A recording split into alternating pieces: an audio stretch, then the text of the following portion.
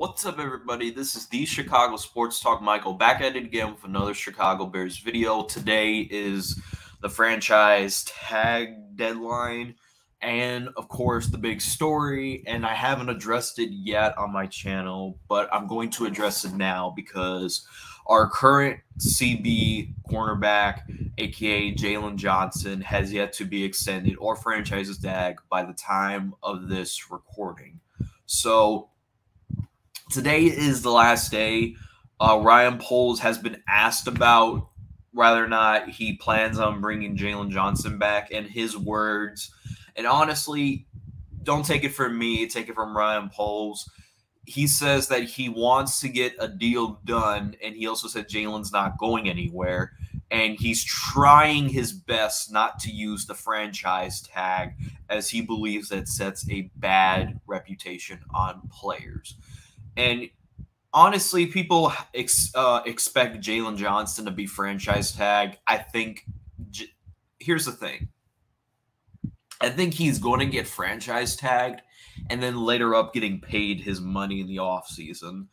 And because of the simple fact that Jaylon Johnson, since he's only young and he's only like 24, 25-ish, he still has a lot of years to grow. And honestly, don't take it from me. Take it from PFF.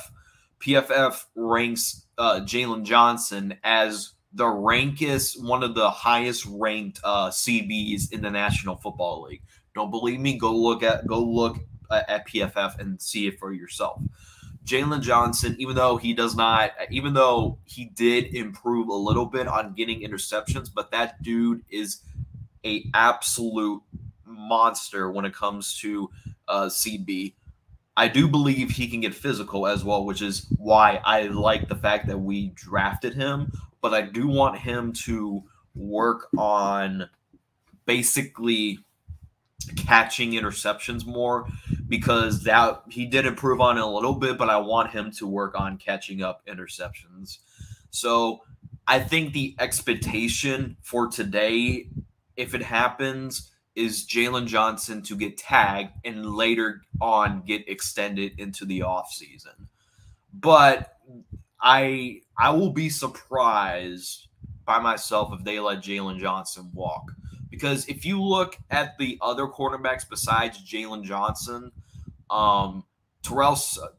Tyree Stevenson is actually is becoming a very good quarterback number 2 for us. He's been a up and down when he's a starting quarterback number 1. Kyler Gordon really improved as a slot corner. Terrell Smith, yeah, he showed some flashes, but it's going to be a questionable if he can be turning into the starting role as more often. So whether or not, I think Jaylon Johnson at the end of the day is going to get franchise tagged, and then we will later on see an extension. And an extension, if it happens today, I think it's going to be a 4-year deal, and I think it's going to be top premier cornerback money. And even though Jaylon Johnson, I believe he said that he would take a discount to stay on the Bears. I don't know if that's true or not, but I think he's looking for top-tier cornerback money. So, speaking of which, let's get back to Justin Fields. This is going to be the topic of the whole offseason until it happens. Look, the latest reports that I could tell you about Justin Fields is the Falcons are very interested in bringing in Kirk Cousins. So I think Kirk Cousins is I saw a rumor of Kirk Cousins is moving with his family to Atlanta, so that tells me he wants to sign with the Atlanta Falcons. As far as the Steelers go, they reported that they have no interest in Justin Fields or Russell Wilson. They want to roll with Kenny Pickett. So that leaves the question is, for the Justin Fields haters, for the Caleb Williams cultists, where would Justin go to? Well, not the Vikings. Not the Vikings. No. We're not trading him to the Vikings.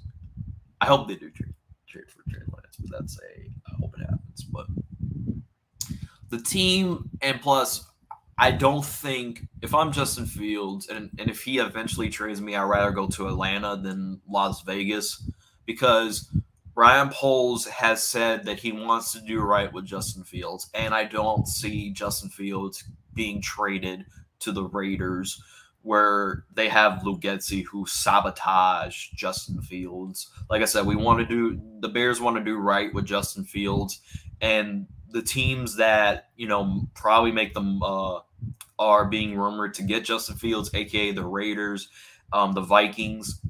Vikings don't. It's not happening. 0.1% chance that happens because they're in our division. As far as the Raiders goes, 20% because I don't want Justin Fields to go back to the coordinator that ruined him, that sabotaged him.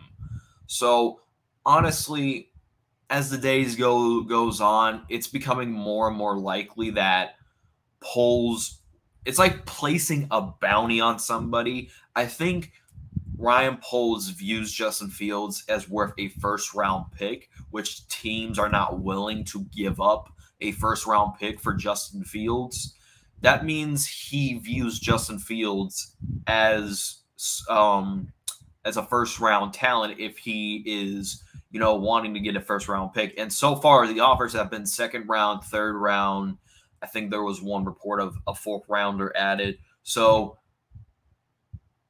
this tells you that how Ryan Poles views Justin Fields as a first round talent. People want to say, well, Michael, what's going to happen if he can't get the best offer for If he can't get the best offer for Justin Fields, he's not going anywhere. It's the same thing remember when they gave Jaylon Johnson permission to seek a trade, and they placed a bounty on Jaylon Johnson, and no team wanted to give up a first-round value pick for Jaylon Johnson. Oh, boy. If I was the Steelers, I would have gave up a first-round pick for that guy right away. But Jaylon Johnson wind up didn't get traded back then. So that's how probably Ryan Poles views Justin Fields. And if you look at it from a roster perspective, and the Bears currently have, as I previously said this a lot in the Justin Fields, Caleb Williams debate, the Bears have 6 draft picks. And honestly, if you take Caleb Williams, who are you taking at 9? Do you take Joe Alt if he's there? Do you take it would be a miracle if Roman Doomsday were to drop to you. And then what do you do in the second round? Jackson Powers Johnson will be gone. Who do you get as a center? Who do you get as a left tackle competition for Braxton Jones? What do you do? It's like I said, you have to keep asking yourself, and you have to look at it from a roster perspective. And people want to say, Michael, you can't pass up on Caleb Williams because he's a generational talent. Michael, you can't pass on Caleb Williams because he's a generational talent. They don't look like some of these people do not look at the roster from a roster perspective. They don't look at the wide receivers outside of DJ Moore. They don't look at the center position because we don't have a center at the moment. They don't look at the left tackles. They don't look at the edge rushers. They don't look at the safeties. They just see that one position, and they think the quarterback is the common denominator that will change the entire roster. We need someone to look at this as a roster perspective, and I do believe Ryan Poles is in all these sources that keep being mentioned to me is clickbait, in my opinion, because at the end of the day, nobody has been right about the Bears ever since Ryan Poles has been in charge. Everybody thought we were taking Bryce Young. Well, majority didn't, but some actually thought we were taking Bryce Young. And it was reported by, including Adam Schefter, that we were locked in to get Jalen Carter, but we ended up getting Darnell Wright. So it's telling me that I'll believe it when I see it. And to be honest with y'all, I'm kind of getting irritated by this whole Justin Fields, Caleb Williams debate, because a lot of the people don't bring up good arguments, and they don't look at it from a roster perspective. They just see Caleb a flash, a shiny new toy. And they're like, nope, sorry, Justin. We don't want it. We want the shiny new toy without looking at it from a roster perspective. That's why I don't waste my time with y'all in the comment section. I just read and here's what I do. I just read and laugh at it. Because some of y'all don't fucking look at the roster. Y'all just look at one position and you're like, no, we need everything's fine. We need a quarterback. That's it. He'll develop and we'll be successful with Caleb. Like I said, you don't look at it from a roster. You just think Caleb is the only piece we need and we'll be fine. Acting like we're the Jets, the 49ers, the Eagles. Well, not the Eagles because the Eagles have Jalen Hurts. But you get the point. People think we have everything going well for us. We just need a quarterback. Like that's just funny to me. Because some people don't look at it as a roster perspective. And I understand, yeah, Mahomes won the Super Bowl with no weapons. But people forget that he has a good play caller, Andy Reid, and a good defense by the Kansas City Chiefs. So why you need a whole fucking roster? Like people just look at one spot and be like, "Hey, everything's fine. You just need a quarterback." And 3 years later, Caleb doesn't develop. Oh, the Bears team were fine. Caleb Williams didn't take them to the next step. Like, I swear, you lose IQ points every time you try to debate this. And nobody looks at the big picture. Like, it's not a perfect roster. I mean, are there some? Did the team improve from last year? We're 3-14 to 7-10. Yes, I'll agree 100%. The team did improve, but we're far away from a Super Bowl contending team. We're far away from that. Yeah, that's like I said. They just think we're a Super Bowl ready team. We just need a quarterback.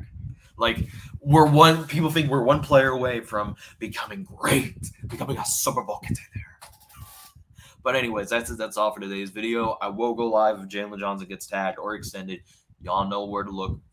Hit the bell notification if you are. Hit the subscribe button if you are new. Hit the like. Hit the subscribe button. As always, thanks for watching.